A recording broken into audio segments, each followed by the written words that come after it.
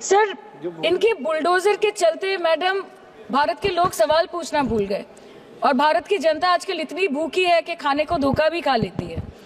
Madam, Bharat में एक middle class जो एक साल पहले एक वेजिटेरियन थाली 100 रुपए में खाता था, आज वही वेजिटेरियन थाली 152 रुपए की हो गई। टमाटर की कीमत 247% बढ़ गई, आलू की कीमत 180%, लहसुन 128% और तेल, नमक, आटा, मैदा 18%। पहले आम आदमी पॉकेट में पैसा लेके बाजार जाता था और थैली भरकर सामान लाता था, लेकिन अमृत काल में आदमी थैली भरकर पैसा लेके जाता है और पॉकेट में आलू, टमाटर, प्याज लेके घर वापस आता है। सर, माननीय वित्त मंत्री ने पहले कहा था कि बहुत हो गई महंगाई की मार, अब की बार मोदी सरकार, और आज उनके विचार में inflation is an international problem, महंगाई एक अंतरराष्ट्रीय समस्या है। तो विश्व गुरु, विश्व बंधु इस अंतरराष्ट्रीय समस्या का समाधान क्यों नहीं कर पा रहे हैं? Ma'am, 74% of Indians are unable to afford a healthy diet. The household savings have plunged to a 50-year low. Around 48% of the households in this country are facing a financial crisis क्योंकि उनका खर्चा उनकी कमाई से ज्यादा है। The economic inequality in India is a 100-year high. The country's GDP growth rate for the second quarter 24-25 decreased to 5.4%, which is the lowest in 2 years.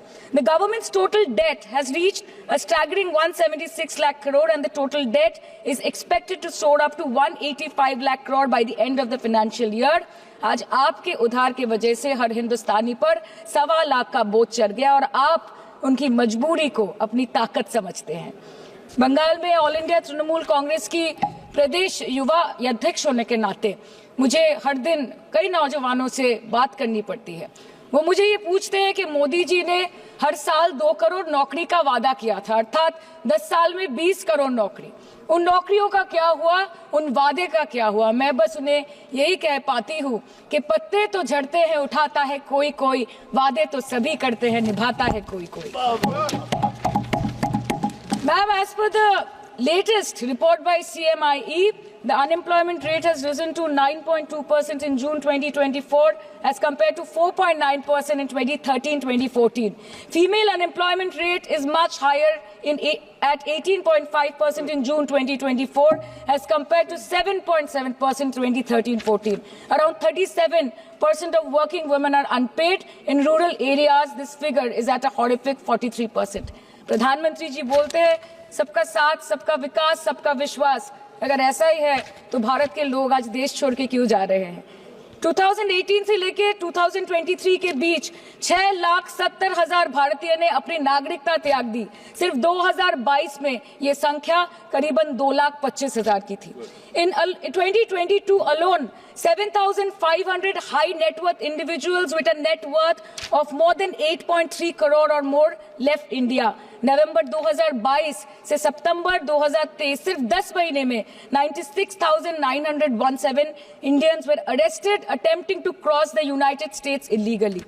Modi ji कहते हैं कि वो सबके साथ है, मगर ये आंकड़े बोलते हैं जो सबका होता है वो किसी का नहीं होता। और बंगाल के साथ तो कुछ अलग ही रिश्ता है इनका।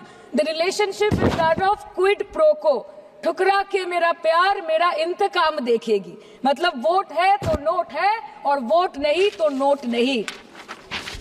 As per the available reports, as on 19 July, rupees 1.23 lakh crore is already due from the government of West Bengal against flagship programs like Manrega, PM Awas Yojana, Gram Sadak Yojana, National Health Mission, Central Food Subsidy.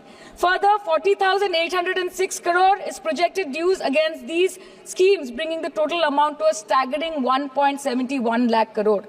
Madam, health care की schemes में सिर्फ fund हमको दिया नहीं जाता क्योंकि colour coding match नहीं करता है। सो आप सबका साथ, सबका विकास जो बोलते हैं, is it hinging on colour coding?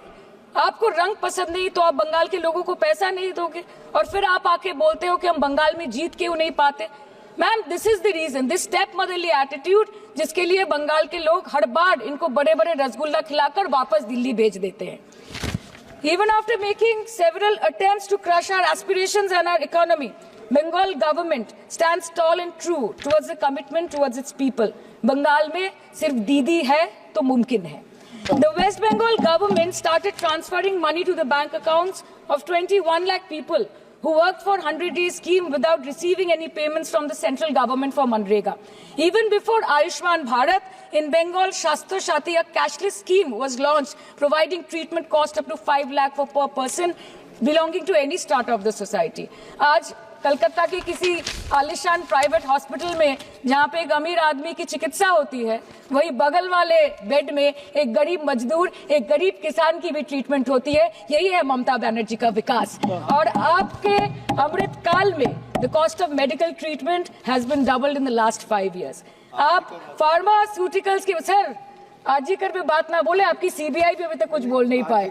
हम लोगों ने जो हमारी पुलिस ने जो बोला था, they are still sticking to that. So उसके बारे में मत बात करें, ठीक है। आप उत्तर प्रदेश के बारे में बात करें ना sir. Sir, medical inflation is at 14%। Regularly लिए जाने वाले दवाइयों की कीमत 50% बढ़ गई। आप सिविल एविएशन के लिए ग्रांट्स मांग रहे हैं। एक एक डोमेस्टिक फ्लाइट, उसकी राउंड ट्रिप की टिकट 20 से 30 हजार में बिक रही है। आम आदमी आज हवाई चप्पल पहन के हवाई जहाज नहीं चल रहा, आम आदमी हवाई चप्पल बेच के हवाई जहाज चल रहा है। You are demanding funds for education but conveniently ignoring the fact that 11 lakh children have dropped out of school according to your own data. आज भारत में सिर्फ 47.51% स्कूलों के पास कंप्यूटर की फैसिलिटीज है और उसमें 9% के पास internet connection. In law and justice, you are not been able to provide legal aid to more than 1% of the eligible population. In public enterprises, 5.1 lakh public sector jobs have disappeared in the last 10 years. Railway में करीबन 2.5 lakh post बाकी हैं और उसमें से vacancy है in critical safety categories. नए भारत में आजकल ट्रेन पटरी के ऊपर कम और पटरी के बाहर ज्यादा चलती है। मुझे दुख लगता है इस सदन में ये कहते हुए मैडम कि मैंने अपने लोकसभा क्षेत्र जादवपुर लोकसभा क्षेत्र के लिए एक बारुईपुर कोबी सुभाष मेट्रो एक्सटेंशन की मांग की थी। मुझे डिपार्टमेंट से ये चिट्ठी मिली जिसमें उन्होंने लिखा है that this project is not economically viable and this project is unremunerative. तो आपको अगर सब जगह से पैसा चाहिए तो मुझे ये बात समझ में नहीं आती कि लोग खुद के लिए आपको वोट देते हैं कि आपके फायदे के लिए वोट देते हैं। मैं आपको इतना ही बोलना चाहती हूँ, दिस वाज द रीजन अपने प्रॉफिट के लिए आज इन्होंने सीनियर सिटीजन का कंसेशन भी बंद कर दिया और सीना ठोक के ये बोलते हैं कि 2022-23 अर्थ वर्ष में हमने 15 करोड़ वरिष्ठ नागरिक से 2242 करोड़ कमाए।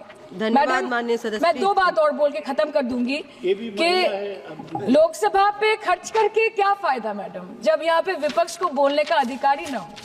लोकसभा के लिए भी तो ग्रांट मांगा है ना मैम। और अभी सर बोल रहे थे कि बेटी बचाओ बेटी पढ़ाओ, तो 10 साल पहले मोदी जी ने लॉन्च किया था, लेकिन उसके 80% पैसे सिर्फ पब्लिसिटी और मार्केटिंग और एडवर्टाइजमेंट में खर्च कर दिए। आपके उत्तर प्रदेश, मध्य प्रदेश, राजस्थान में ना आप बेटी को पढ़ा पा रहे और ना आप बेटी को बचा पा रहे। बंगाल आए और देखिए कि ममता बनर्जी ने विधानसभा में अपराजिता एक्ट में बिल पास किया है, कन्याश्री किया है।